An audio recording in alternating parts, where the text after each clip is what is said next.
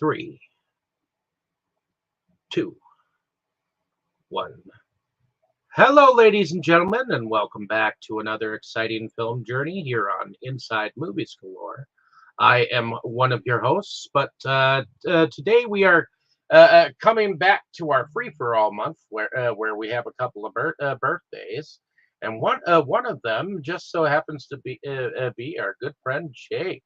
So, Jake, why don't you tell us a little bit about the movie that you had us watch for this week? All right, this week we watched something completely different. Well, as our regular viewers will know, or listeners, or I should say, will know, I have made it something of a tradition that my birthday pick will involve the Coen brothers, Joel and Ethan Coen. They are probably my favorite filmmakers. There's a lot of really, really awesome filmmakers out there, but I don't know. I feel like I get the Coen vibe perfectly. I love their films, and this will be the fifth one that we have covered, and it is their 1990 film Miller's Crossing. Per IMDb, Tom Reagan, an advisor to a Prohibition-era crime boss, tries to keep the peace between warring mobs, but gets caught in divided loyalties. And that's a pretty fair summation, I suppose, of the film. It was the third film by the Coen brothers, and they took a break because they were having trouble with it. They took a break to write a film about writer's block, Bart and Fink, which we covered with our friend Dane a while back. And then they came back and put in and made this one and released the two back to back, and couple pretty solid films there. So let's just go around and see what everyone thinks on this one. And I guess I'll start looking at this screen as I see it here. I will start to my left. Tammy, is this your first time seeing this film, and what is your impression of it? Yes, it was definitely my first time. Let's see. I'm not a real big gangster type of movie person, so it was okay.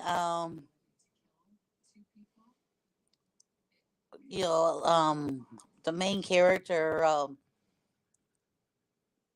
I guess I kind of got a kick out of him because he just seemed like he was, and a lot of times he was always in the wrong place, all the time, and always seemed to be where all the raids were happening, but yet he wasn't in the raid. He was just sitting back and watching it. I know he was. I liked, he was just somewhat confusing, I guess. It was okay. Like I said, would I run out to watch it again? I'm sorry, probably not, because I'm really not a big gangster movie, but it was okay. I watched the whole thing. I didn't fall asleep or anything like that. I stayed interested. It's just really kind of like not my thing. So. All right. Sounds good. How about you, Brandon? This first time watch for you, and what's your take on it? Well, it's not my first time watch. I remember picking up a Coen Brothers collection at Plan 9 a while back, which is a long while back, actually, come to think of it. And it had that in there. It had a lot of the classics. That and Blood Simple, a number of them, and has a decent number of special features on each. So I enjoyed most of them, and I totally blanked on Miller's Crossing the first time I watched it. I remembered trees. And that was all I remembered from the entirety of the film the first time I watched it. It was it laid that much of an impression on me. The second time I watched it, I was like, I've been meaning to try and give this one a second go. But I'd been kind of like, but I was bored. I don't want to watch it again. But there's the other part of me that's like, well, why were you bored?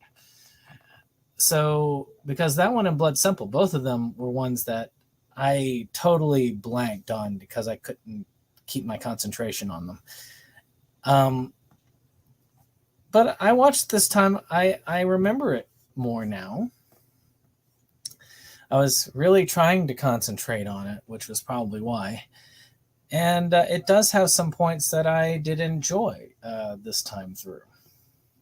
It's nowhere near my favorite Coen film out of all of them, but it is a fairly unique take, while still having the Coen flavor to it. I mean, a lot of the dialogue, I think, just like Wes Anderson, just like some of these other directors, if you listen to the dialogue in a film, you can almost always tell if it's a Coen film. Because that dialogue tends to like place it in my mind. But it was okay this time around. I thought it was an okay gangster movie. Still not my favorite, but I remember it this time, so that's good. That's a plus. All right, was that it for you? Yep. All right. How about you, Dave? Is this your first time with this one, and what are your thoughts?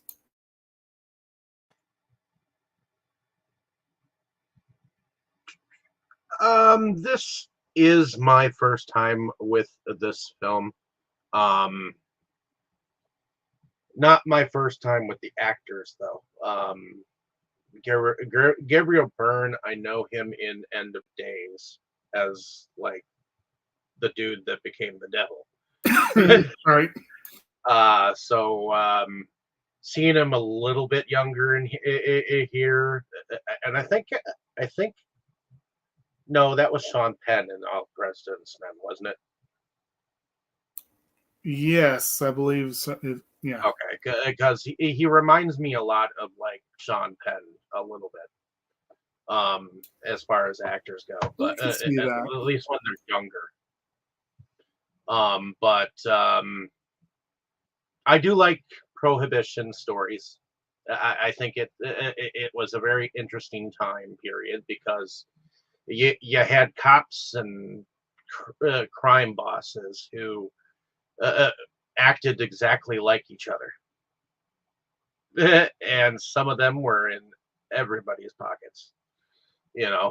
So, and it was interesting to see the way the cops were. I did like the way I did like seeing all the like cool looking cars from that time period. It was an interesting story. What I will take from this is the screaming lug that was just sitting sitting there screaming when anything the one guy was doing. Other than that, it was interesting. Would I see this again? Maybe sometime down the road. I think that the Coen brothers are a weird genre of films. Right. And you got to take it all in stride because they've got an interesting sense of humor. So other than that, I think that's pretty much my first impressions. I enjoyed it for seeing it at least. Now that I know what film I had in my collection, so right. Did you also have that multi-film collection, or did you have the No, I don't have the multi-film collection. Most of my Coen brothers, I ended up getting like separately on DVD. I think the only one that I have I was that, gonna say I might have sold you my extra copy. Yeah. Huh. but yeah. All right. Okay. Forrest, how about you? Is this your first go around with this movie? No, it isn't. Although it's my first time watching it in over a decade. Because I remember renting this movie years ago, and because I would I'm a fan of the Coen brothers. I love Fargo. I think Burn After Reading is excellent. They have so many. Honestly, the Coen brothers. I can't think of a single bad movie they've ever made, and even their worst movies are still good. Actually, True Grit was my favorite movie of 2010. I'll put. This is it's my first time watching this movie in over a decade. I think it's still a very solid movie. Still a very solid movie. Great cast. A lot of you got quite a number of Coen regulars in this, including John Turturro, John Polito, Steve Buscemi,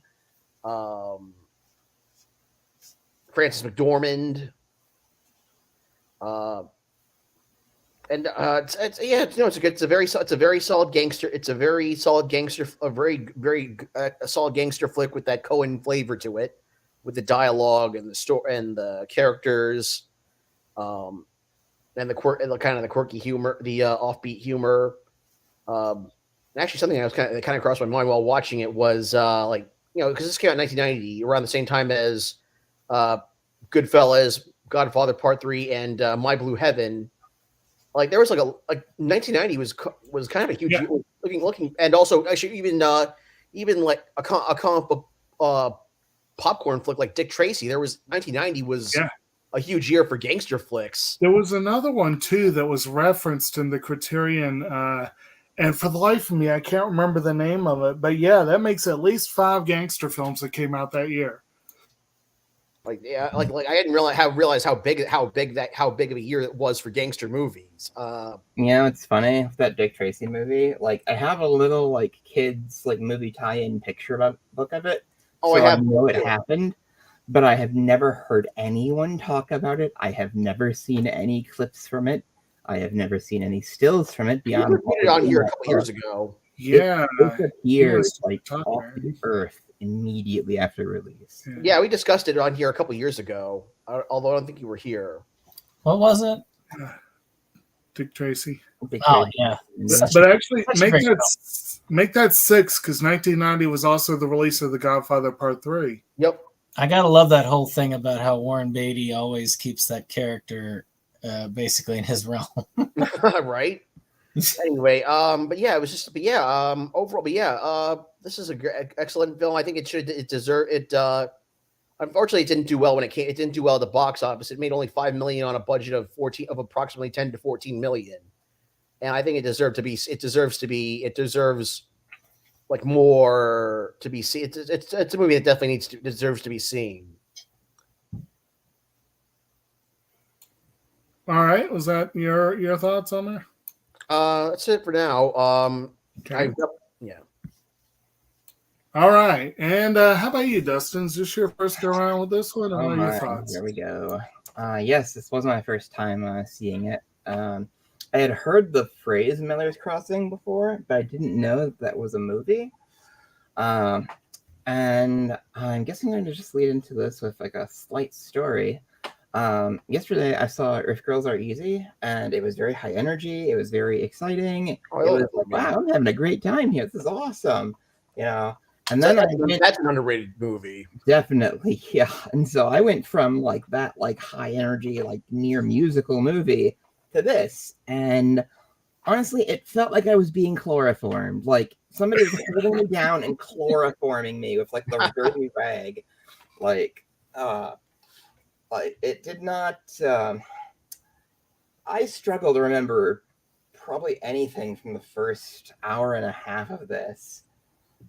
What it actually is it's about someone doing a lot of like political maneuvering and set piecing and setting up dominoes, only for them to all like come like all be knocked down later.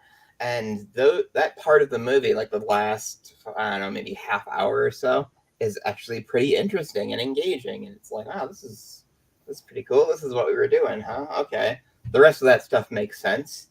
So the big turning point in it is when he has to shoot that guy in the woods, and well, you'll find out. After about around there, it was like, oh, okay, there's actually interesting stuff in here. They're not just, the Prohibition era thing went right over my head. Like I couldn't figure out what time period this was in for a while. So I mean, it's one of those movies where I would call it a bad movie, but I know enough people whose opinions matter to me disagree with me that I can't actually say that.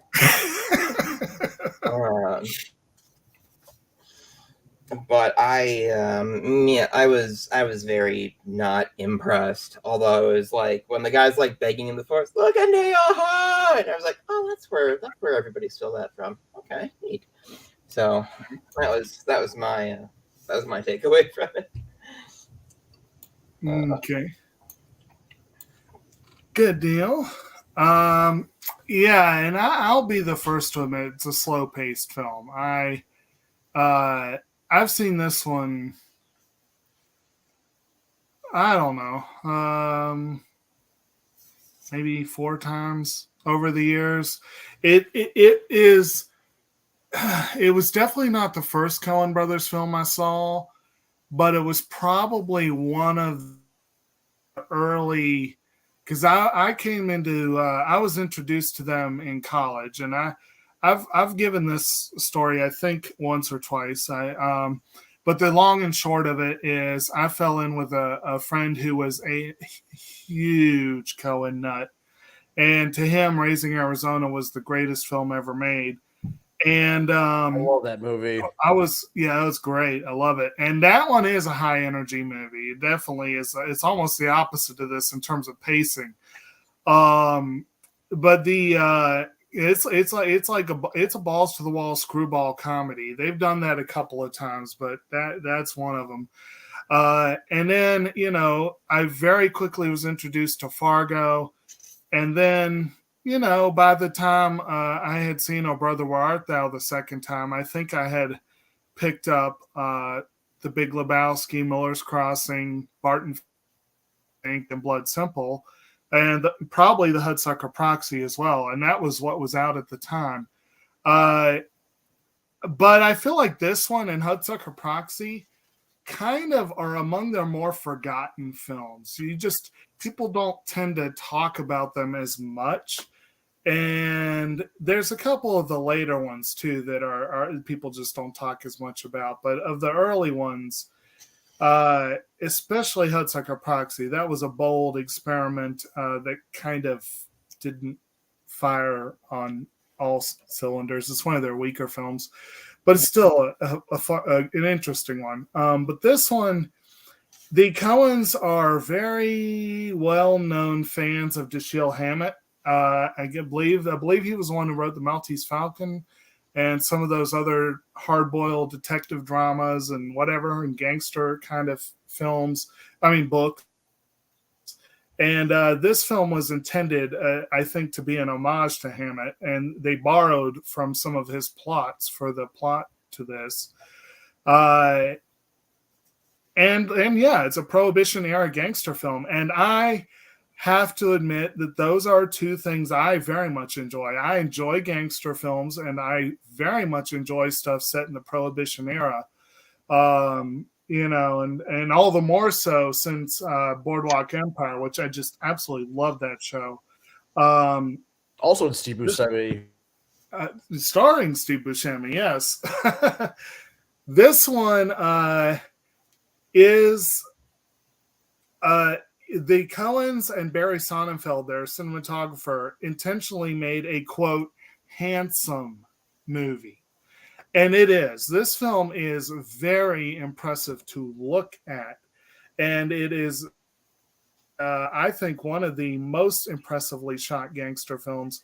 And I'll be honest, the main reason why I like it as much as I do is the music just blows me away. I absolutely, it's probably my all-time favorite movie score. So there's a lot here that I really enjoy. Again, I will admit it's a slow-moving film. It does require and reward patience a little more than some of their other films do. And it's a film where it's hard to find who you want to root for, which can be frustrating for some people. Like, even though you're clearly supposed to root for Tom, he's a little bit of a self-serving dick at the end of the day. So it's, I can see how it's not everyone's cup of tea, but it is. I think in terms of just basic quality and storytelling, I think this is one of the more solid gangster films out there. One of the more solid Prohibition era films. It is one of the more serious films the Coens have put out. It still has moments of their humor that sneak out here and there. Like that dude that was yelling that Dave was talking about. That's pure Coen right there. And it does have, like I said, it's got a lot of good stuff going for it. I just figured, unfortunately, this mini story here, this got the Criterion release last spring, actually in February, right in time for my birthday last year. And I had to think about whether to do it last year, but I had already set that twofer of Hail Caesar and Grand Budapest Hotel, and I did not want to get rid of it. I wanted that twofer. So I was like, okay, I'll do Miller's Crossing next year. I also couldn't think what I really wanted to pair this with last year. And last year we were still doing pairings. And this time around, I still didn't get to watch the Criterion edition, which kind of pissed me off. But I did not have access to the Blu-ray player this last week, really. But as fate would have it, I too have that 5-film Coen Brothers set that Brandon mentioned. Fargo, Raising Arizona, this one, Blood Simple, and Barton Fink. And I hadn't watched that copy of Miller's Crossing, so I had 2 copies that were unwatched, and I was able to pick one to put on the computer. So, still got part of it done. But this is only the 3rd film by them that's made it into the Criterion collection. Go figure. But at any rate, this will get started real quick. And it's interesting that this film is set in the Prohibition era because literally the first shot is someone pouring whiskey in a glass, which you come to find out is Tom. But I do find that kind of an interesting first shot. But you go into almost a Godfather vibe scene where you've got this guy, Leo, who's the Irish mob boss, played by Albert Finney, who's at the desk. And this guy, Johnny Casper, who's an underboss, who's an Italian underboss, played by John Polito, who's the one going on and on and on, in giving a speech as we open the film. Tom's in the background pouring himself a drink, and you got Eddie the Dane, who's Casper's man. And Polito is giving this speech about honor and he's like, and Leo, I don't hesitate to use the word ethics. And I loved his obsession with ethics, because if you look at John Polito, he does not look like an ethical person. He doesn't here, and he doesn't in pretty much any movie he's ever been in. No. And he's shown up in a couple of Coen Brothers films as well. He was one of their regulars. Right. He was in Big Lebowski and The Man Who Wasn't There, and I think that's it. But yep. And then he also played. And then outside of the Coens, he was. I remember, he was. He was in The Crow. Oh yes, like the sleazy pawn shop owner in The Crow, and mob boss in Blank Man, and at least a few other movies. Right. Yeah, forgot about that one. And you got like I said, his man is a guy who's they call him Eddie the Dane, and he's played by J.E. Freeman, and he's not a pleasant fella. He's a man of few words, and the ones he uses tend to be very blunt and to the point. But apparently he has a little side piece that you come to find out later on is the one they refer to as the Mink, Steve Buscemi's character.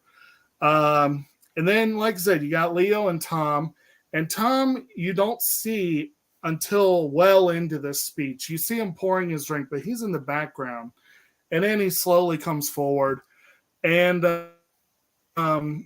they've got an interesting thing. Basically, Tom is Leo's right hand. And like I said, Leo pretty much runs the town. They never specify what town it is.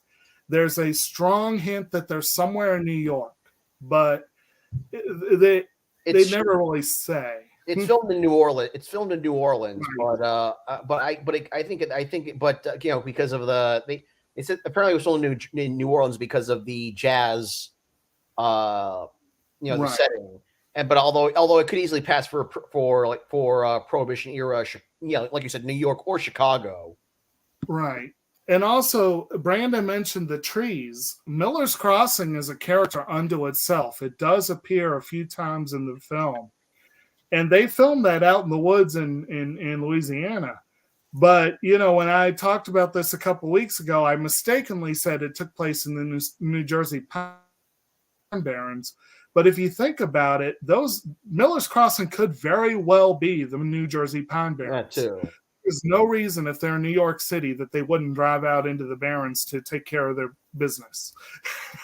Yeah, I mean, that's just it's an isolated place to do your thing, and it is interesting. I do like some of the scenes that they use to express that, and even the end scene with the cemetery, it's out amongst the pines, which I did like that. Yes.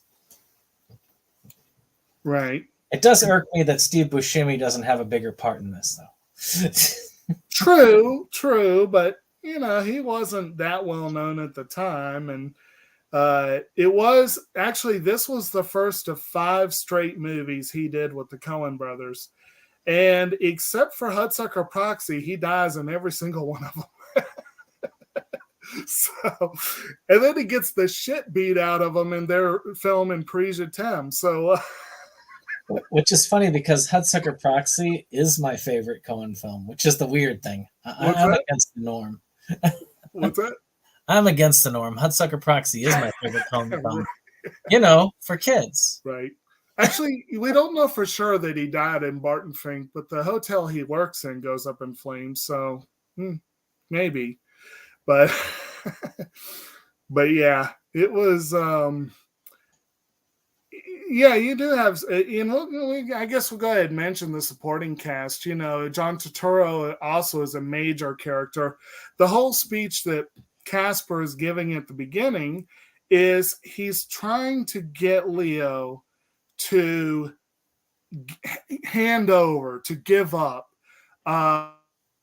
an individual who is currently under Leo's protection, Bernie Birnbaum, who Bernie is Turturro's character. He apparently has been cheating Casper, or so Casper believes. And he wants Leo basically to do the neighborly thing and hand the guy over so he can get rid of him, basically. And Leo pretty much tells him, no, it's not going to happen. And Tom kind of tries to mediate. He's like, he he kind of plays it cool right there. But as soon as the other two are out of the room, he basically looks at Leo and he's like, you should give him up. I mean, seriously, like, and he's like, think about whether what he's paying you for protection is worth what will happen, on Casper's end. Essentially, I'm of course paraphrasing, but what is everyone's? Anyone have any thoughts on that first opening sequence?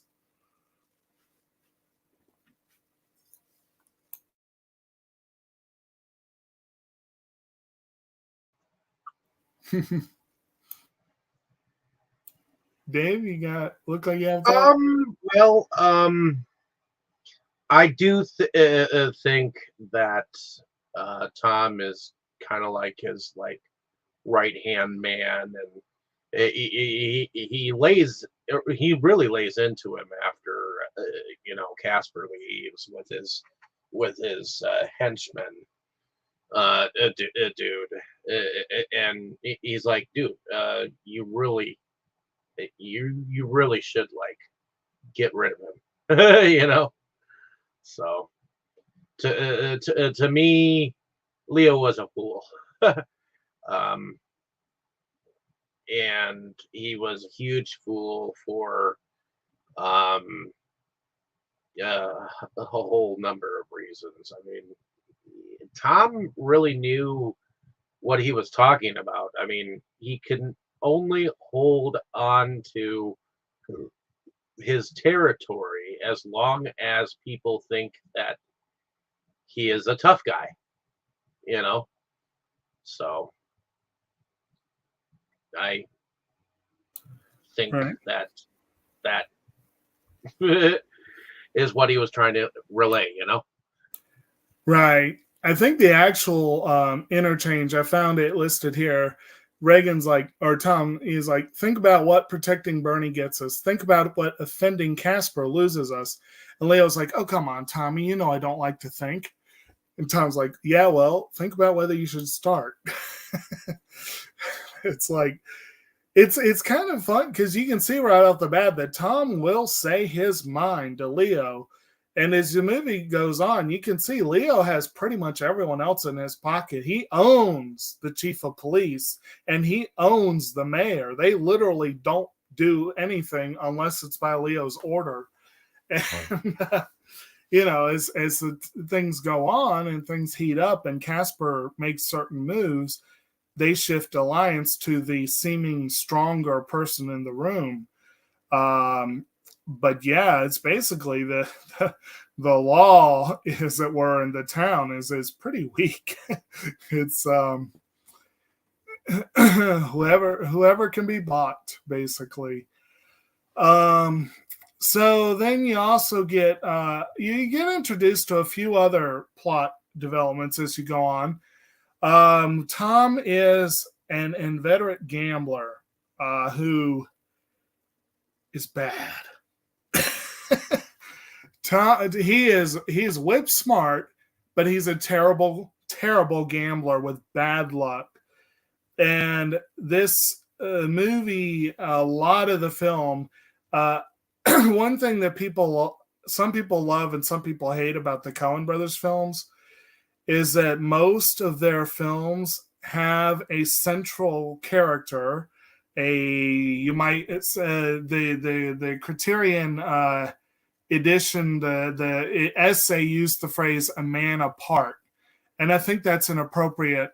It's a man apart. In some, maybe one or two cases, it's been a woman, but usually it's a man apart who feels who's not really comfortable in society or is not really a part of the mainstream, who largely through their own devices ends up getting the crap beat out of them by life.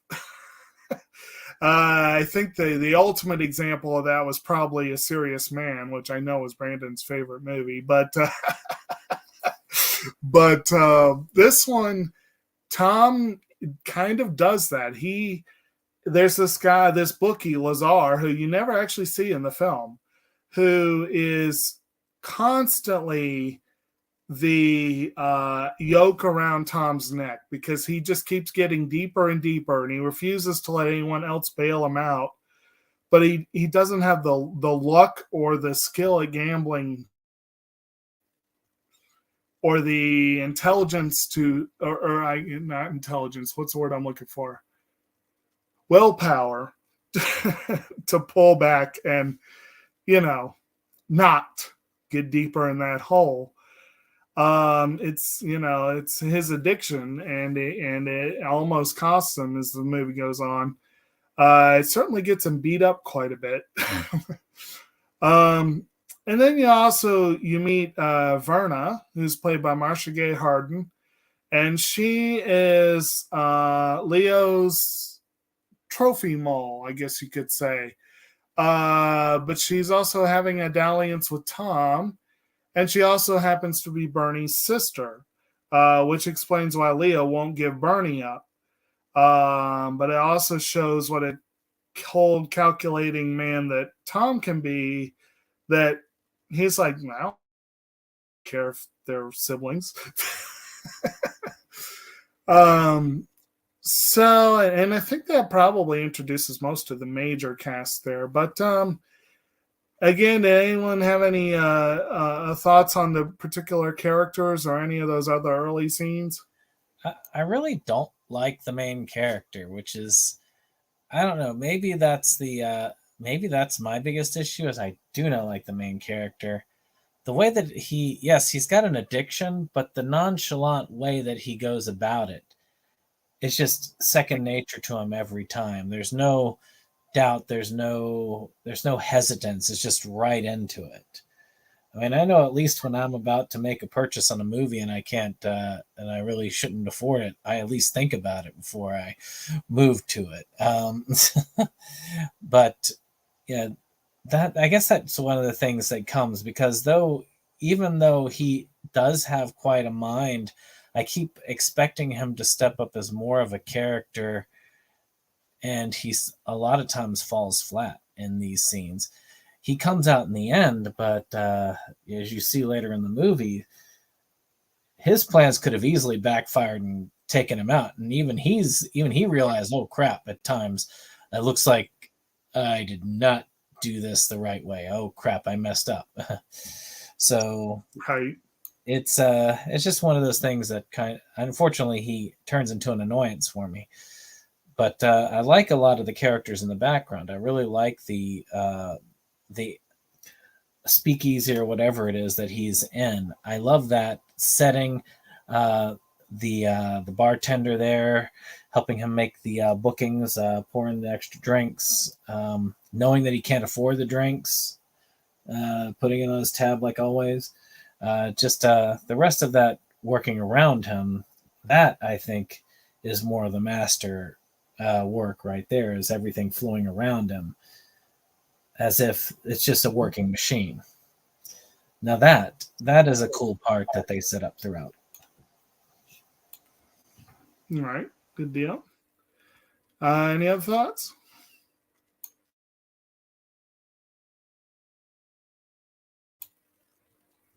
All right.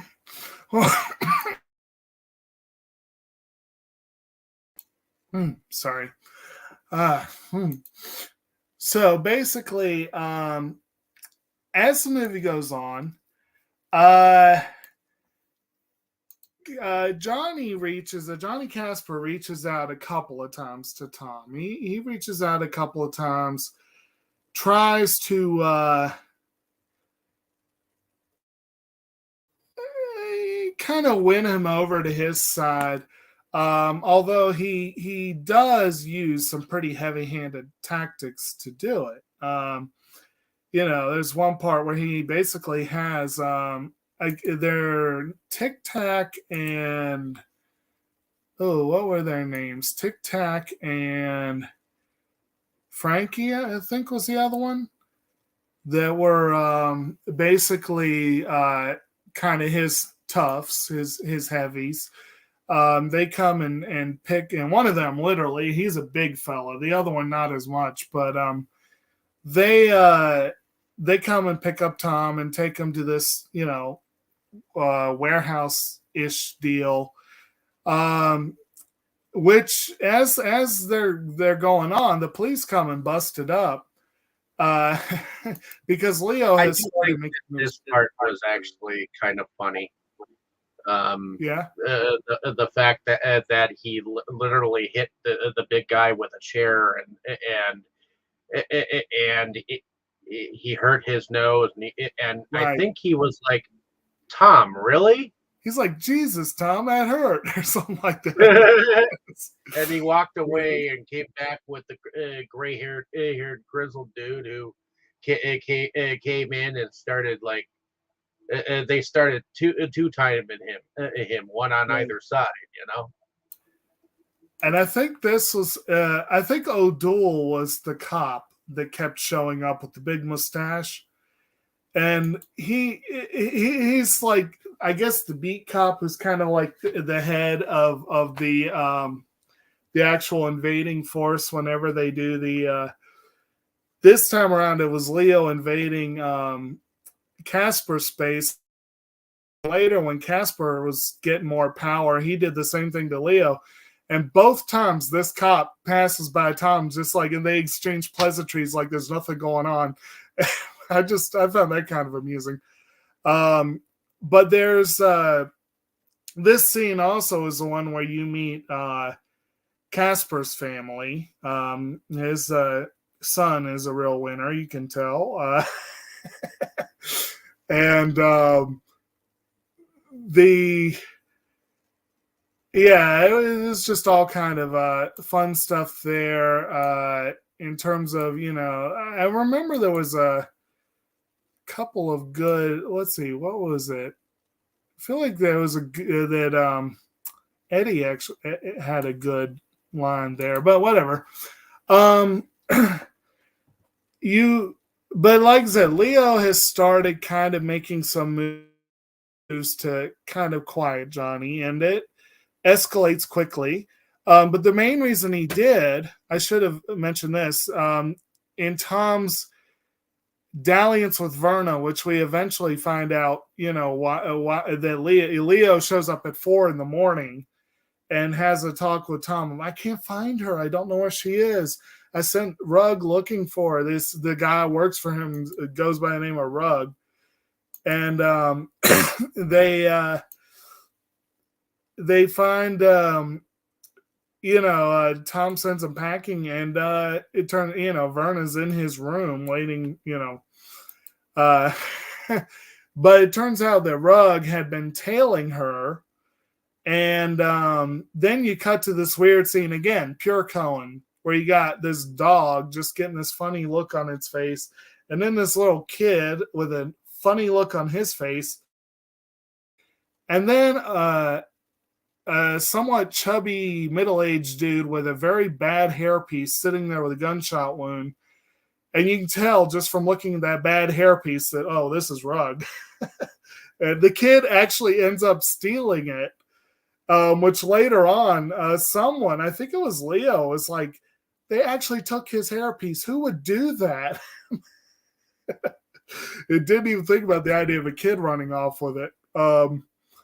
But basically, so you got that really pisses Leo off because he thinks Casper killed Rug or had him killed. Eventually find out it was actually Mink who did it. But that comes out much later. For a while, Tom actually thinks Verna did it herself.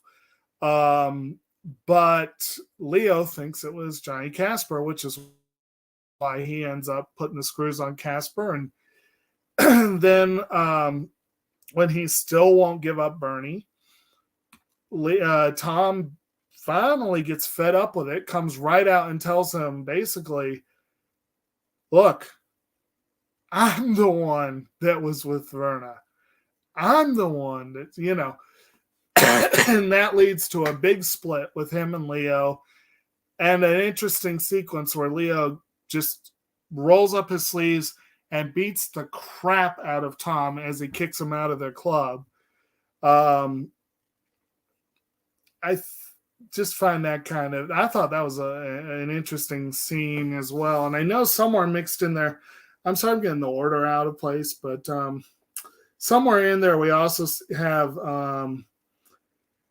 I believe, the first meeting.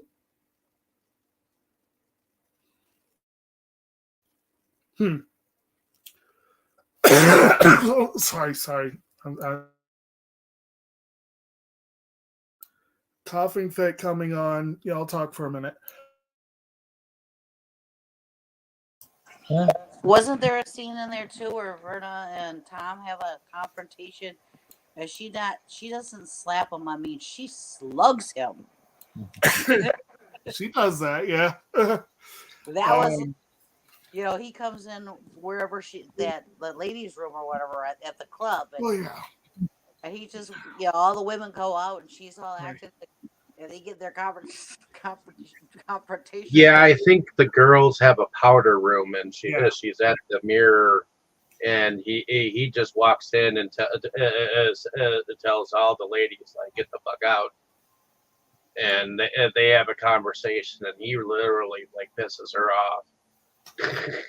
And that was that's a impressive powder room thing. Well, yeah, and you're expecting like a slap, and it was like, wham! Was like, whoa, that was not a slap. Wow. That's like I said, Tom gets the crap beat out of him more than once in this movie. I do like that setup with the police showing up multiple times, and it just nonchalant how they are each time. Right. I mean, I think there's like 3 times where that happens. I think so, and it's like each time it's like a different side or whatever. And it's just like, well, we just do what we do. We're here. And Tom each time Tom basically goes. Tammy said that she thought that she got the impression that, Tom was watching the raids so much. And the fact that after he walked out of, or while he was in a place, a raid happened, she thought that maybe he was an undercover police dude. Well, like, he walked out and he was in the place, and the guy goes, "What'd you do? Call the cops?" And he walked out as they were coming in and raiding, and he just walked out and stood outside with the cops. Right. And there was a couple other times that there was a raid going on. He's just standing out there talking with the cops, and it was just like, okay. Yeah, and like each time he goes and starts talking with the chief of police, and just kind of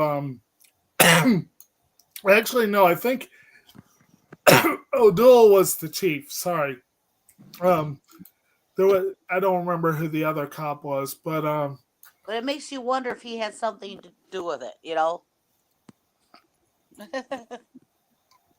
Yeah. But it is interesting that he just goes over and starts chatting with the chief, and you can tell that he's the one calling the shots in that situation. Even though he didn't really call either raid, he was just kind of there. But the chief still defers to him, which is pretty interesting. Random trivia about that powder room scene. If you notice, as they go in, there's a, quote, matron waiting at the front who kind of keeps an eye on the whole thing and whatever. That was also Albert Finney. Apparently, he did that role because he enjoyed being in Louisiana so much, and that was the last scene they filmed. So they let him dress in drag and do another scene. So I just thought that was kind of funny, but it's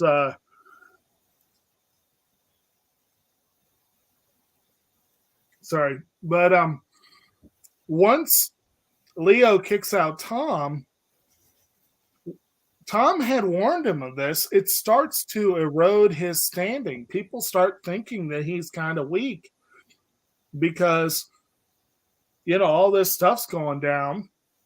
And his own lieutenant and him are going separate ways.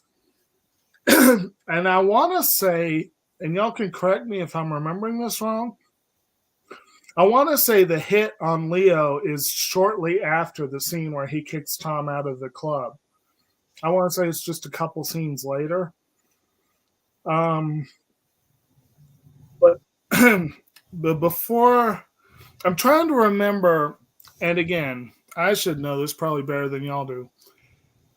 I'm trying to remember where the scene with Miller's Crossing really fits in. I want to say it was between those or shortly before that. I mean, the scene I remember was the attack on Leo, I'm sure, is pretty much right after Tom gets kicked out, if I remember correctly. I thought Tom might have been behind it briefly. The attack on Leo was right beforehand, because what happens is he comes in there and he comes in right after the big attack, which, by the way, is one of the more over the top moments in this entire film, because he's basically single-handedly taking them all out. They're shooting, you just standing there. There's some of the worst shots ever, because he's just standing out in the open taking shots at them. But he comes. I did want to say about. I was totally wrong then. Yeah. What's that? But I was just saying I was totally wrong and saying sorry. No. I mean, it can be a hard one. I remember it mainly because he had like $1.5 billion. The police weren't there, which was something that they noted, because obviously they were switching sides. But then he had all of these people outside the office when he leaves after saying, "Yeah, I slept with the girl you're thinking about marrying." And he kicks him out of the club with them picking him up just so Leo can knock him back down again. And that's after that, when he goes over to basically win over the rival guy, is when they take the guy out to Miller's Crossing. He offers up Bernie as a peace offering, right? Yeah. So, yeah, the scene with Leo. This takes place at Leo's home at night, and it opens with a guy that we don't know who he is being shot, and is one of Leo's men. And honestly, I want to say it was the one played by Michael Jeter, who's one of, again, several big names in the film who have sometimes small roles. And I think Michael Jeter might be the one that he plays a character, Adolf. I want to say that was that character. But he is shot, and they're starting. Yes, he plays Adolf. Okay. Well, right. So I'm trying to say, I think that character is the one I'm thinking of. But he's laying there, flames starting, and they go upstairs. You know, their typical Tommy guns or whatever. And Leo is sitting in his bed smoking, wearing his smoking jacket and everything, big fat cigar. And he notices smoke coming up through the floorboards. And that puts him on his guard just enough to where the other guys throw open the door. He's already got a gun in hand. And he goes under the bed and immediately dispatches one of them. Pretty brutally, like knocks out his kneecap, and then when the guy falls, he shoots him through the head. And then he gets out and runs after the other guy. And then, like I said, like Brandon said, basically, he ends up taking that guy out and then running down the street after the car with their accomplices, blasting away, and ultimately getting them. They can't hit for shit, apparently. But the whole scene is orchestrated, very, very tightly orchestrated, to a recording of Danny Boy with who was the guy singing it? It was Frank Patterson. Apparently, sang this recording under the direction of the Coens so that it would time with the scene. And just for me personally, I think that is one of the best uses of music in most any film I've seen. I absolutely love that sequence, and Danny Boy is the soundtrack for it. It just, I loved it. But what are y'all's thoughts on that scene? I always associate that song with funerals and death anyway, so Right. I'll admit the first time I saw the scene, I was like, oh, they're going to kill him off then. When I heard the song playing, I didn't have to see the scene. I just heard the song playing, which I guess is a good setup for that. And having the scene go the way it did was totally unexpected. Not really, because he said that he said specifically to Tom that he could hold his own against anyone, like shortly before that, and this really proved his point. Right. And it really is a decent scene of him getting underneath the bed and shooting the dude's ankles, and then dropping from the roof and backing up and seeing him with that, a Tommy gun, Well, yeah, I didn't know he was freaking Rambo, but apparently. Well, it reminded me of Daddy Warbucks in that moment for some reason. Right. I like the contrast because the whole time, the movie sets up this question. This guy is clearly the head guy. He got his position somehow. There's no question that he has done some stuff in his past that would make people genuinely concerned to cross him. But then the film, as we've said, plays heavily with the idea of this guy might be slipping. He might be losing it. He's turning into an old softy. But then you have this one scene where he beats the shit out of Tom. And then you have the scene where he goes all Rambo on the people who would kill him. And it's kind of like it keeps you on your toes. Like, maybe he's not a pushover after all. But I don't know. I thought it was fun. It's a really good scene. I had kind of forgotten about it because there's no nice way to say it. This movie has a lot of nothing happening, and then we get that sequence, and it's like, wait, what's going on? And then it's over, and it's like, oh, okay, maybe I imagined that. No, that was really good. Like, it was very well done with him hiding under the bed, and I was kind of distracted by it's just a bed. Like, shouldn't they're firing into the bed? Shouldn't that be good enough? But I guess it just takes no damage. And where I think he actually shoots the guy in just like the lower leg, like not even the kneecap, and the guy is like, ah. Right. He like gets it in the head, and he sneaks out the window. The guy's like looking around, like, where did he go? And he turns his back to the window and gets like riddled with many, many more bullets than were necessary. That was so good. That was great. Yeah, that was interesting when he was shooting them, and he keeps shooting them, and the dude's still firing his gun. He keeps shooting them, and the guy's still firing his gun. Right. It's a little bit of excess, but it's fun excess.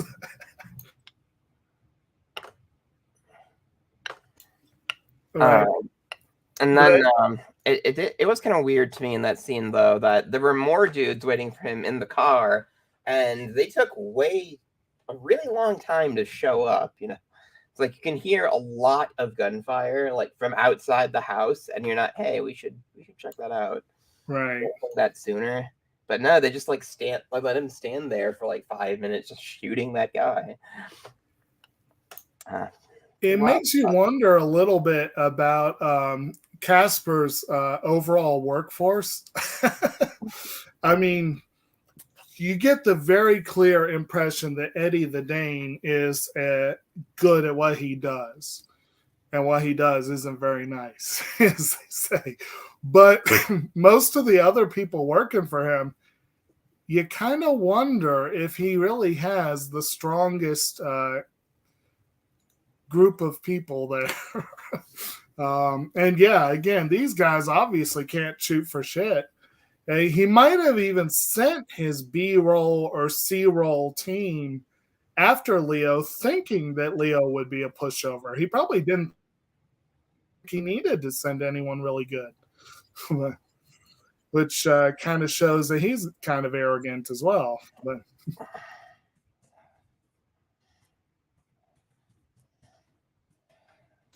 But anyway, like I said, I think it is the next scene or shortly thereafter that Tom basically goes to Casper on his own and says, yeah, I'm done with Leo.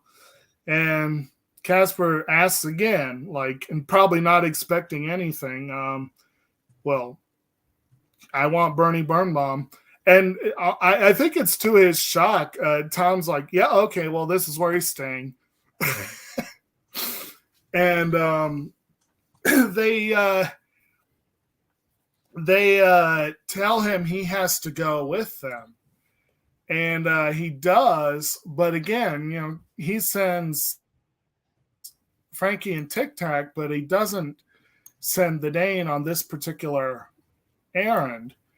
They drive Bernie out to Miller's Crossing and tell Tom he has to do the hit himself. And he walks Bernie way out into the woods. The whole time Bernie is just whining and bawling and just being a complete pathetic, trying to win his to play on his good nature and all that kind of stuff. And towards the end, he starts that famous line, "Look in your heart," look in your heart, and Tom does. He can't pull the trigger, and he tells Bernie, "You get out of here. Do not come back."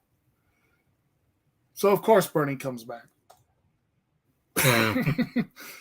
He does fire the gun twice so that Frankie and Tic Tac think that he did take care of Bernie, and they don't think to check because, again, they're not the strongest of minds working for Johnny.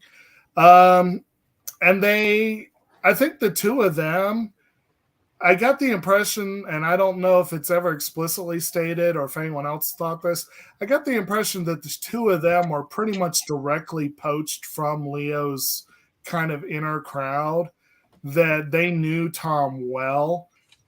They just, for whatever reason, were willing to defect. I guess Johnny paid them more.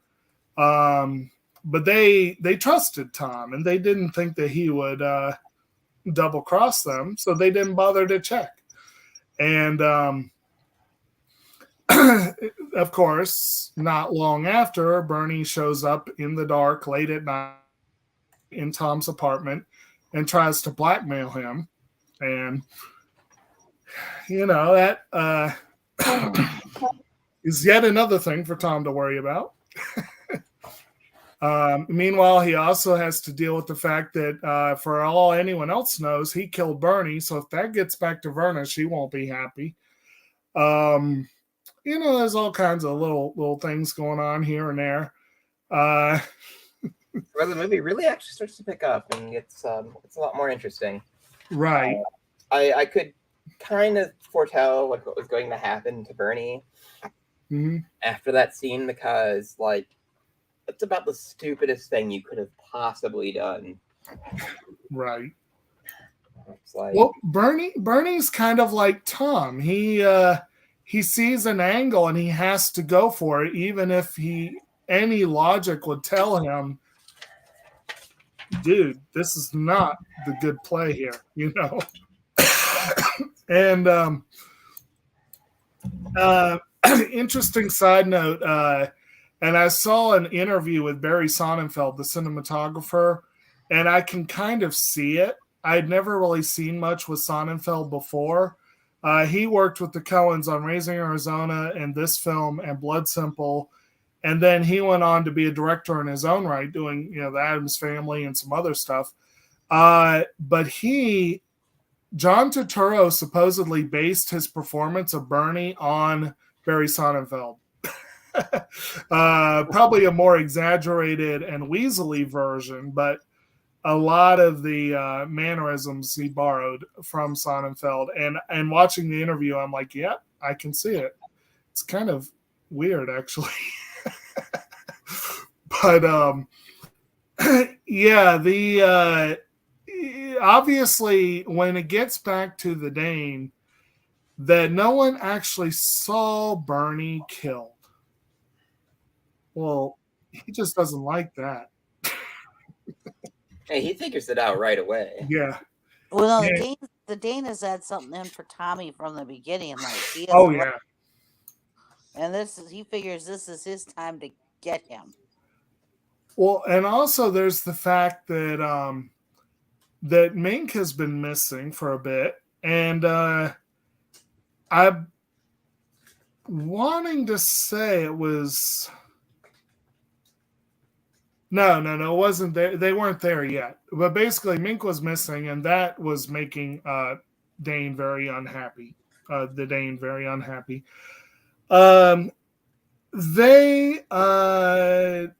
He insists on them going back out. And again, I'm sure I skipped a couple of scenes. If I skipped anything y'all want to mention, feel free to. It's fine. Insert it. There's a lot going on after this. Right. There's quite a bit, yeah.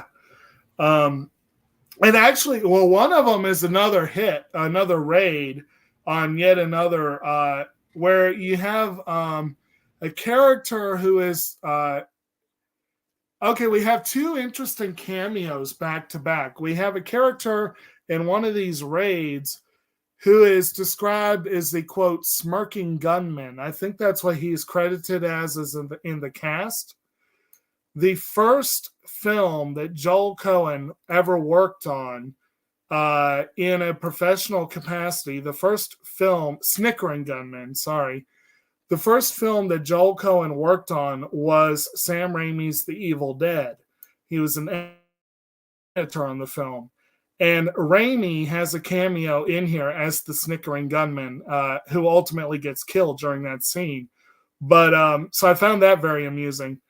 And then I think it's the next scene after that Tom goes to see the mayor, and his secretary is played by Joel Coen's wife, Frances McDormand, who is also a regular Coen Brothers fixture. Yep. And she has a very small role there, but it's noticeable. I think it's pretty easy to spot her. And the one that that Dave had mentioned, the Yeller, was played by Michael Badalucco, who's also been in a couple of Coen Brothers films over the years, Oh Brother Art Thou and a few others. So he has some fun little cameos in this sequence. Basically, that guy, Tom goes to see him where he's eating his breakfast cereals, like his little... and then later, the Dane has captured him and beaten the crap out of him. And, that's the yelling scene there. But they go back to Miller's Crossing because the Dane really wants to see the body. And Tom is pretty sure his number's up.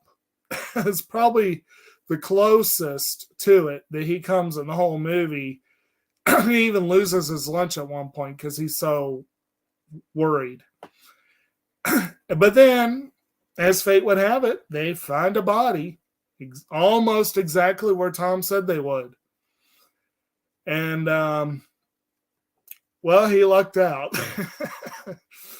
Come to find out later on that was, in fact, the mink, and that Bernie had done the deed himself, had gone and planted a body so that people would find it and think it was him.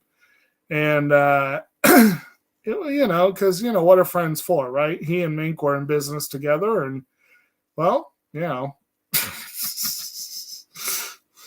like I say, what are friends for, right? But he knew Mink would give him up to the Dane eventually, and he didn't want to run the risk. So that's and as we said, Mr. Buscemi had a very, very brief role in this film. For his character shows up for one scene early on, talks up a storm, and then gets killed off screen later. I completely missed him too. I was like, wait, Steve Buscemi was in this? And it's like, who? And it's like, oh, it was Mink. Oh, okay. Right. Yeah.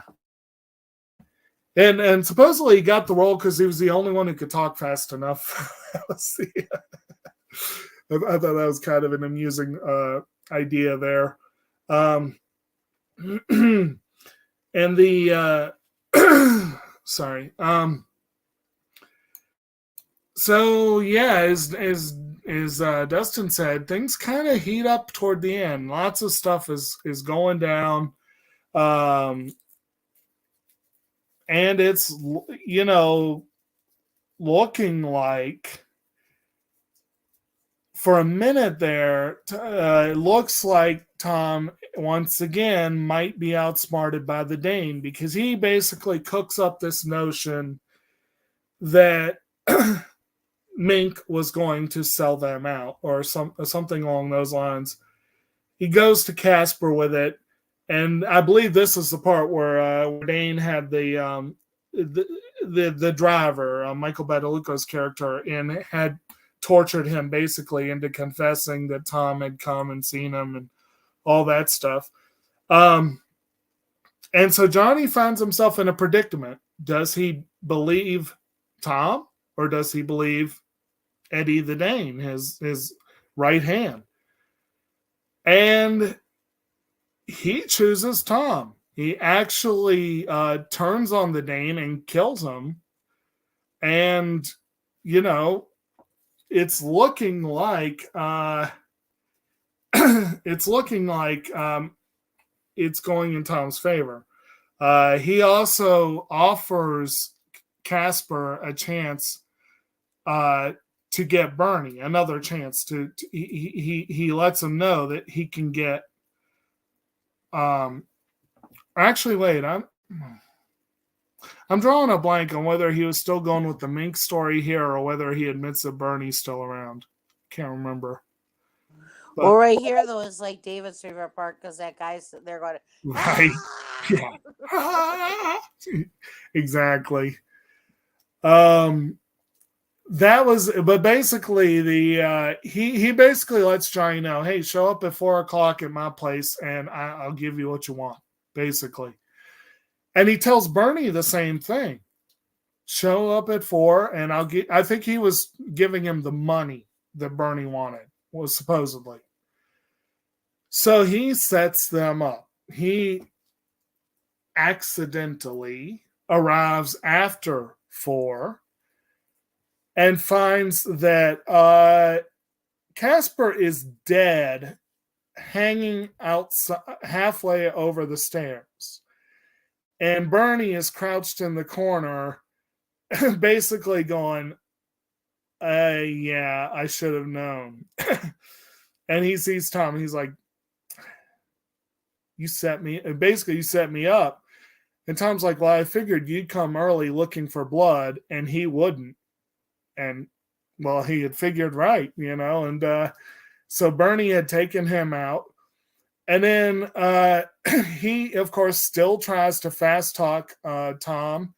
I've heard Bernie described as someone that, if his mouth is moving, he's lying or trying to con you, one or the other. And it's pretty true. He's trying to fast talk his way out of it. And it just does not work. Tom is just kind of standing there, not really letting him know what his plans are until he gets the gun out. And then Bernie knows what the plan is. And after trying to wheedle him and fast talk him and everything, you get the great callback to that one scene where he looks at him, he's like, look in your heart. you know, not quite as whiny this time, but still, like, he's like a hair away from putting on the waterworks again. And then Tom has what I think is one of the great lines in the movie where he just says, "What heart?" and shoots him. And it's like, I don't know. I always liked that part. I thought that was He was a pretty like emotionless character for most of the movie, so I thought that actually fit really well. Right. That was like I said, I just thought that was a really fun callback in that sense. And like you said, it played into his fairly emotionless, calculating, nature. I want to say something else too. So after I was watching this for a while, and with hearing this like breakdown of the plot again, does anybody else get the feeling that the Dane and Tom like worked for other people, but did anybody else get the feeling that they were the ones who were much more in power, if that makes sense to put it that way? Like they were like the ones who should be bosses, and they were really like plotting against each other, like almost like they didn't really care that much about Oscar and Leo. To a degree, yeah. Yeah, I'd be curious to see what everyone else thinks too. But I definitely feel like there is that idea of the character who might not want to be the one out front, the one in charge, but they're more than happy to wield the power behind the scenes, you know. Exactly. Like it was their rivalry. I see what Dustin's saying. It seemed like Tom though was able to wield the power from everybody. Just he was able to call the shots no matter who he was with. I mean, we were talking about the raids and him standing out there watching the raids, just sitting there talking with the cops like nothing. Right, And just shooting the shit. Yeah, like Tom was better at it, but the Dane was the only like real rival he had. Was kind of what I was getting at too. Right. Like the Dane's the only actual threat to him. Yeah, I see that too. He was. I think Tom was more, as they say, he was more politic. He may have been cold and calculating, but he knew how to work people.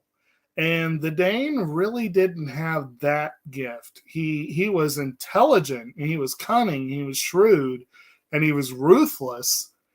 But outside of Johnny, who thought the world of him, and apparently Mink, they, again, had a thing going on, you don't really get much impression that really anyone else deferred to the Dane for anything or considered him someone they wanted around.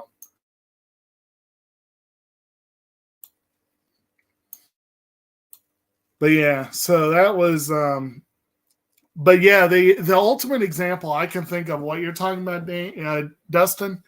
I don't know if you've seen Vice. I'm not, and at the risk of getting I'm going to try not to go political here, but just to say the way that Dick Cheney was portrayed by Christian Bale was, I think, the epitome of what you're talking about, of someone who doesn't want to be in the limelight, but who will happily wield all the levers of power, make all the decisions. Exactly. Right. And I feel like these characters definitely fit in, and Tom definitely fit into that. He didn't want to be boss, but he didn't. And I think he genuinely did care for Leo. I think he genuinely wanted him to succeed, and it hurt him to see Leo letting a woman wrap him around her finger, basically.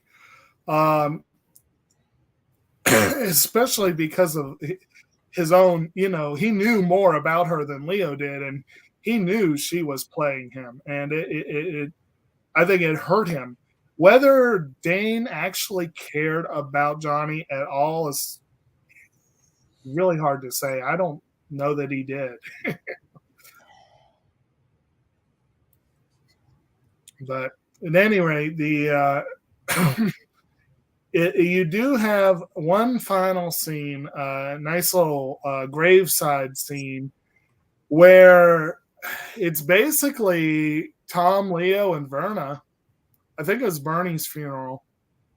And Verna naturally is pissed and doesn't want anything more to do with Tom. Leo embraces him, invites him back in. It's like, geez, dude, I didn't, or like he's like, I didn't know what play you were making. Why couldn't you have cut me in on it? And Tom's like, well, if I cut you in, it wouldn't have worked. But basically, Leo believes that almost everything that has happened this whole film was Tom basically cleaning house to get Leo back on top, which is partly true. But how true is it really? And the movie, I think, does leave you guessing about how much what happened truly was what Tom was angling for. But at the end of the day, he kind of he shocks Leo by just saying, well, enjoy it. I'm done. I'm gone. He walks away from it all. And that's pretty much, the end of it. So it's definitely an open and kind of strange ending to the film. I'll admit, Leo's back on charge, but without his guy. And it looks like things will work with Verna, but she's probably still doing her scheming and what have you. But the house has been cleaned. Most of the people who were threats to Leo are now gone. So, like I said, it's kind of an interesting thing. But what are y'all's thoughts on how the movie wrapped up and what ultimately Tom's decision to walk away? I think it would be really exhausting to be someone who's playing such a intricate chess game all the time would be.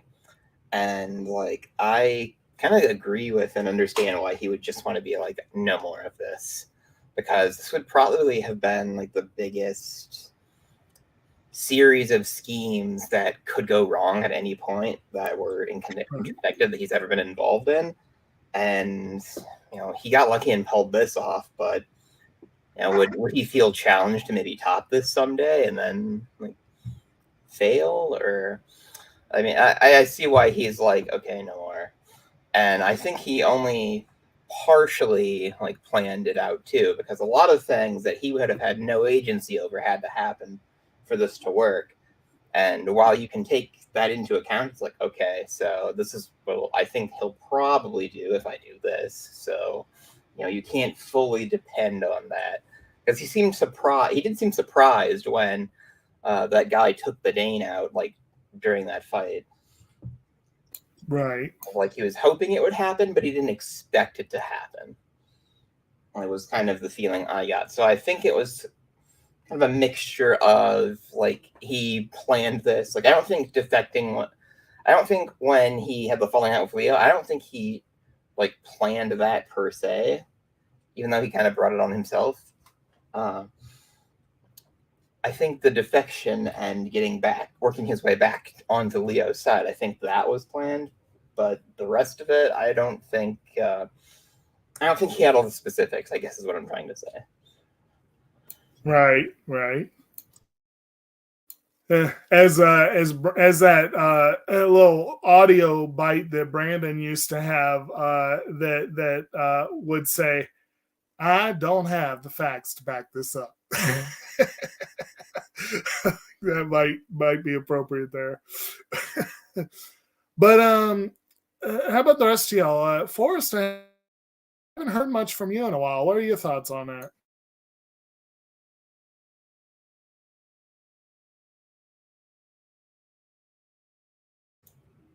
Hello?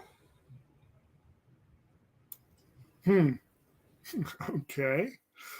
How about you, Brandon? I kind of hated to see them end as kind of a parting with him and Leo. I was hoping that they would kind of mend the fence and be able to work together again, because out of all the characters that Tom had interacted with, I felt like he actually did care about Leo, which is part of what made the dynamic work, which is why he did a lot of this in the first place, because he had to protect him, even if he knew it would destroy what they had. But there's also that violation of trust that happened also, that he could never come back. But I do like the look of basically her taking the car and them walking back on the road in the pines. All right. All right. Anyone else have any thoughts to throw in there before we go into other stuff? I kind of liked the ending. I thought, I think it was kind of like he felt like he had run, he had run things for as long as he could. You know, this was done, this person was gone, that person. You know, what else is there left to do? Okay, I'll just get on with things now. Kind of like, you know. At the end of the day, um, you know, he probably in his mind thought, what the hell kind of use is Bernie to me, anyways? You know, because I'm not really sure how much he thought of Verna. I don't think it was entirely love. I think it was just kind of sex, you know. And I think it was more or less to prove kind of to Leo that she was kind of the grifter that he kept on referring to her as, someone who was taking him for granted, you know. And I think at the end of the day, when he killed Casper, Bernie, he was like, I've got no one to pin this on but you. So I'm sorry, but Right. I have no heart. Blam, blam. Right. And really, the whole thing started with Bernie skimming off of Casper in the first place. So there was no way Tom could clean house without getting rid of Bernie. It just wasn't. I think if he'd really wanted to be thorough, he might have done something about Verna while he was at it. But I think that might have been a bridge too far even for him. But but pretty much everyone else he got out of there.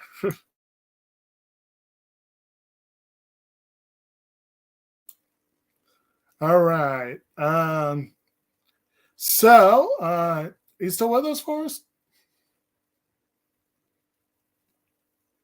Go ahead and start our go into production then.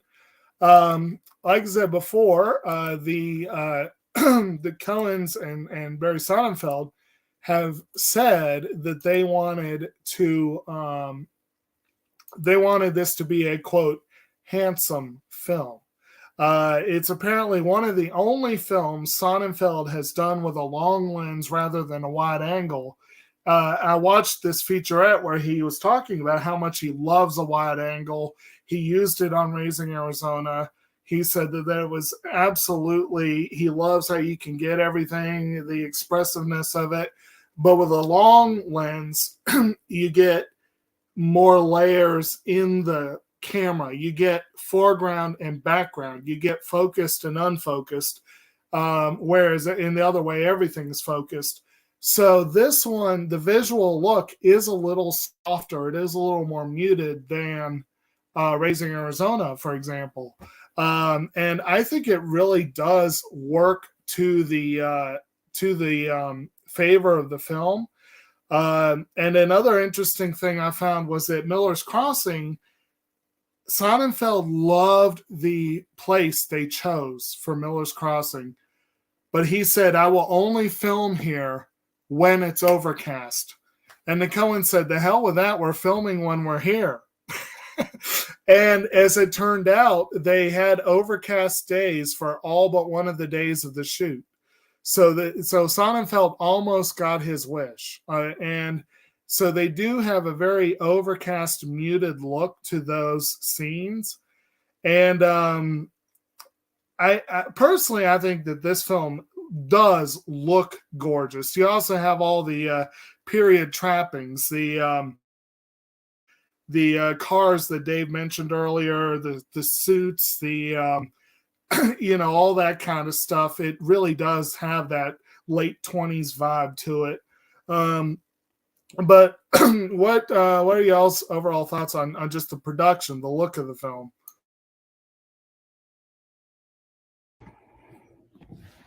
I thought it looked very authentic. Yeah, I agree. It's And between, like you said, the cars and the Tommy guns and the whole dress, the costumes.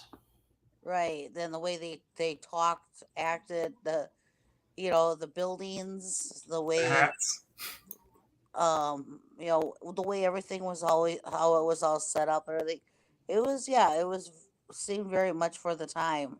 I think they did a good job.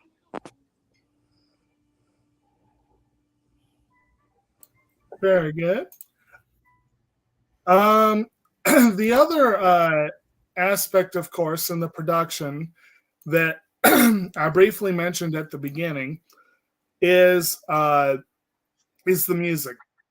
This film, like most Coen Brothers films, is scored by Carter Burwell. I have long said that Burwell needs a lot more love than he has gotten. He is one of the great composers out there. He is absolutely one of the great composers. And he took a theme. It's an Irish tune called Lament for Limerick, and adapted it as essentially the main theme of the film. And kind of like Fargo did the same thing. It took an old Nordic melody, if I recall correctly, and made it the main theme from Fargo. And so both of them are technically adapted scores, not really fully. They're also both very minimal scores. There's not a huge amount of music in the films. But for my money, Fargo and Miller's Crossing are probably two of the 3 or 4 best scores ever written. I would put them up there with Nino Rota's score for The Godfather, John Williams for Raiders of the Lost Ark and Jurassic Park, maybe Star Wars. To me, they are phenomenal scores and instantly memorable and recognizable to me. But and again, we've got that great use of Danny Boy. There's a couple other songs on the soundtrack, but those are the main ones. But what are y'all's thoughts overall on the use of music in this one? I thought it was actually pretty decent when it comes to the music. I mean, it's got some good stuff there, a lot of good instrumental stuff used. If someone played it to me, would I automatically think this film? Probably not, but I would, nor would I listen to it necessarily on its own, but it works for what it needs to do. I should also mention that there are 2 soundtracks out there. One of them is, I want to say, Raising Arizona and Blood Simple. And the other one is Fargo and Barton Fink. And then this one had its own soundtrack, and I own all 3 of them. And yes, I have played them many times on their own. Although Barton Fink in particular is such a minimal score that I don't get much out of that one.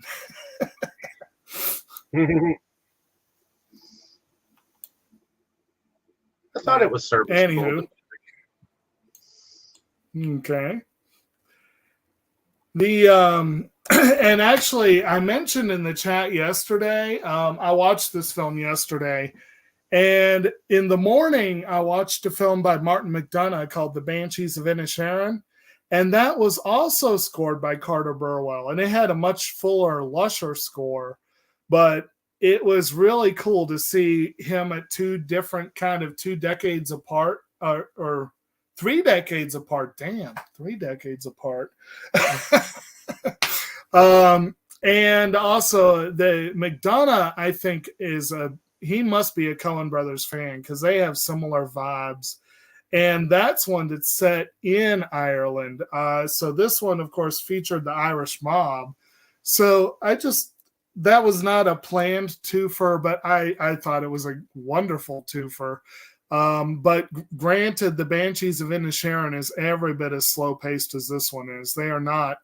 Neither one's a fast paced film, but and they were not back to back. I had a few hours in between, but they did make a great companion piece to each other. But at any rate, did anyone have anything else to cover before we go into favorites?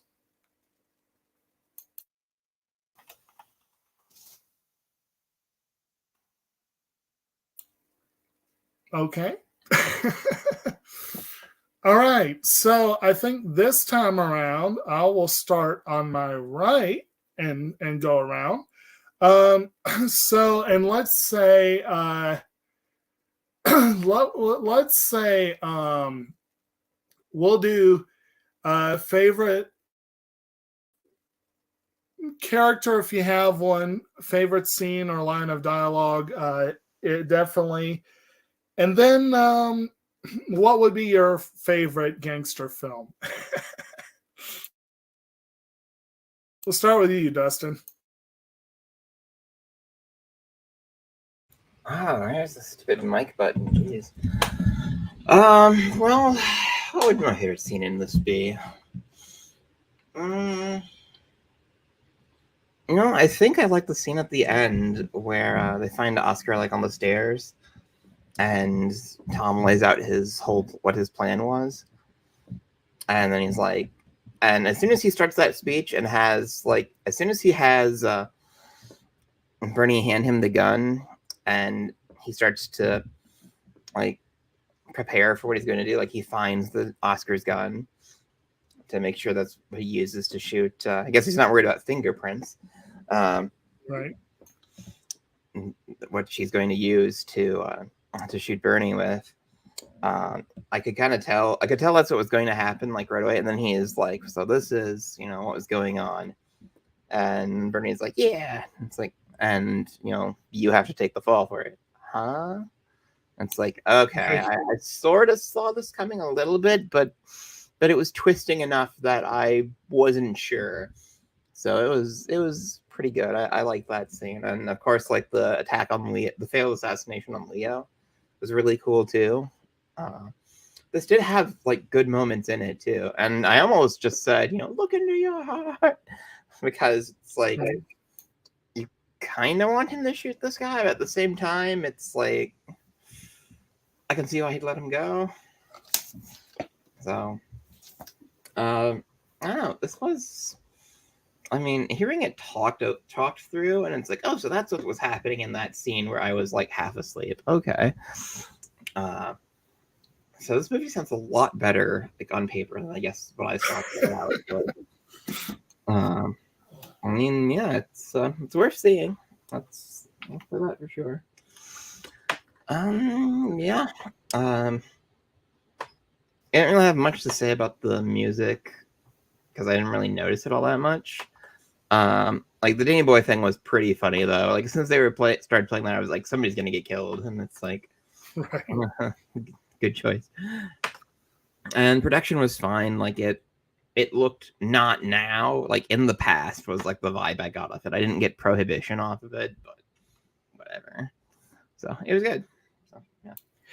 Good deal. And did you have a favorite gangster film or? Probably the 80s Scarface, honestly. Okay. Which is, I've maybe seen like 3 or 4 gangster films total in the first place, but that's a pretty solid one. It is that. This one's fine, but yeah. Meh. Maybe if I was in a more like cerebral mood, I would have been more up for it. But so I actually had to shut off Legend and the director's cut of Legend and like put this on, and I was kind of annoyed by that. Oh. All right. Well, okay. How about you, Forrest? All right. Favorite scene? I'd probably say. There was a. A shoot. I think the shootouts in this movie were really well done. Those are my favorite parts of the movie. Favorite character? Did you spot Sam Raimi in that one scene? No, I didn't.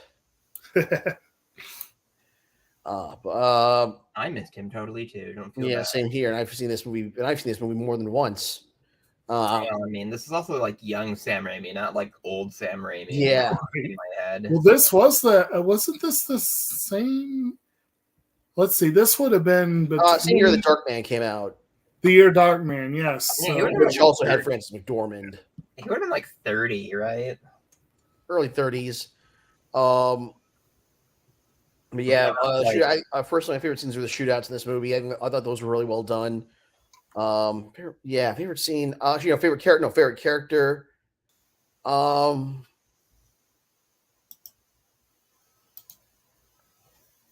Probably Tom Reagan. Probably Tom Reagan.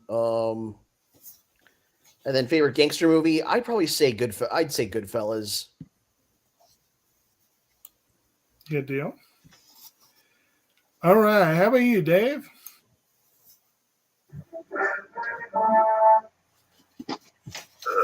I think some of my favorite scenes. I do have to say the Casper hitting dude with a shovel. That was pretty cool. I did enjoy the slug from Verna.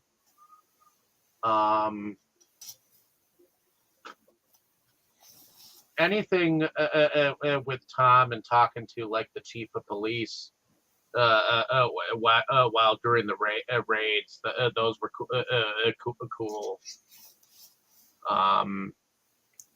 And I did like the final, like, have a heart, Tom. What heart? Blam. So I did kind of enjoy some of those, and like I said, the thing that I'll probably take from this is that lug that just is kind of screaming every time something happens to the Dane.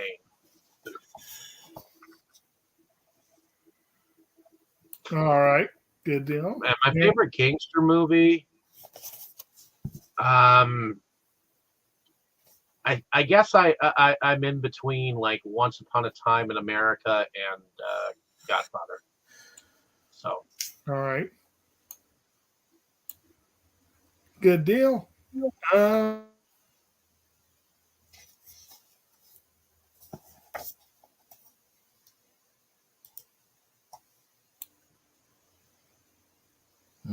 Brandon, you there? Yeah. I'm really tired. Sorry. So as far as favorite scene, I like the ending scene where they're kind of walking back amongst the pines. As far as favorite gangster movie, probably Casino. I don't know why, but I always like that one. All right. How about you, Tammy? Let's see. I like my favorite scene is when Leo has the shootout at his house, because this is so,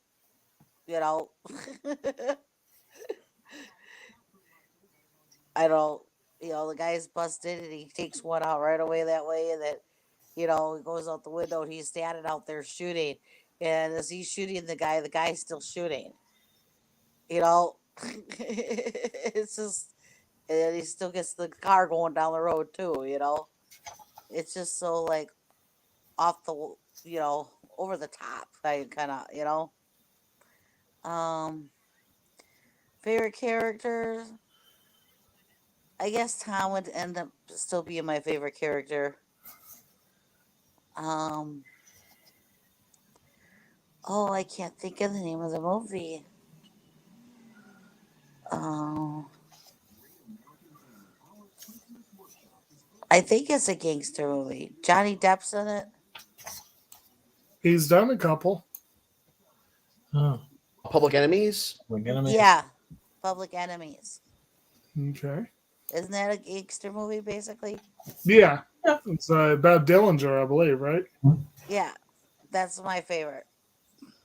Good deal.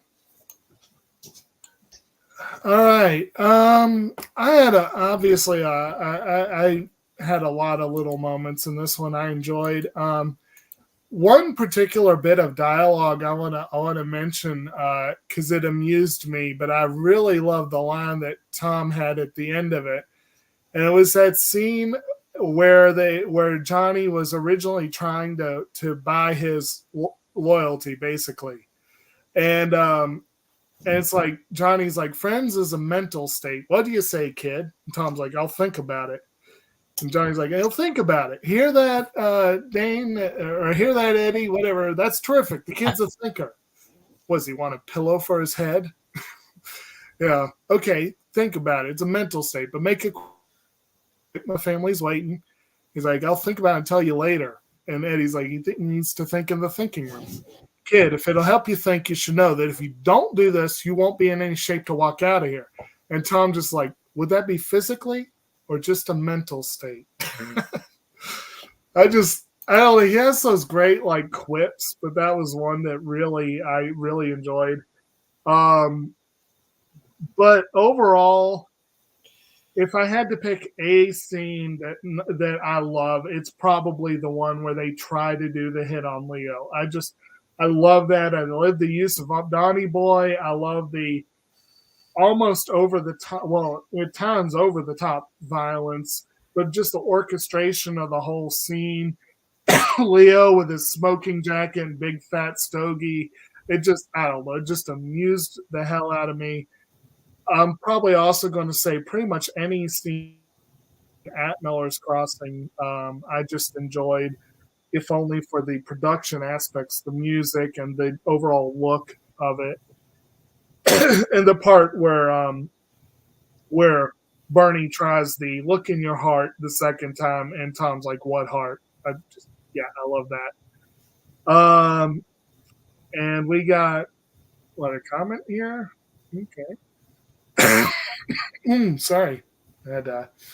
Yes, Jesus, Tom.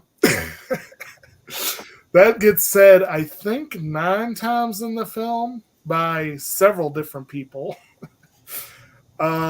If I had to pick a character, I'm not sure. I kind of want to say Leo, but Tom is hard to get behind, but he's not as hard to get behind as a lot of people are. So I'd say maybe a toss-up between the two. Although Johnny amuses me so much. His whole thing about ethics just coming out of John Polito's mouth, that just amuses me. So that would be that. And I will admit, when it comes to gangster films, The Godfather is easily the top pick for me. Part 2 is right up there. They're practically 2 parts of a whole, really. This would be in the top 5, but The Godfather and Godfather Part 2 are definitely classics on a whole other level, I would say. And I guess that about does it. Thanks to, I guess, Mr. Giordano here for joining us. Did anyone else have any final thoughts before we do outros? Or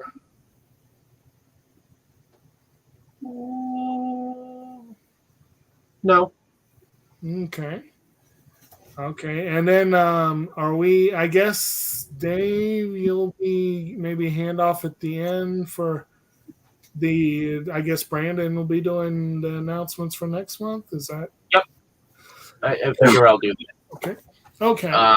So, Alrighty, so let's go with you, Forrest. Why don't you tell us a little bit about yourself and what you do? Right. My name is Forrest Bennett. I'm an independent film producer and actor based in Long Island, New York. I just had a project recently premiere last week called Ronald's Little Factory, which is a coming of age dark comedy about growing up Mormon in the 80s.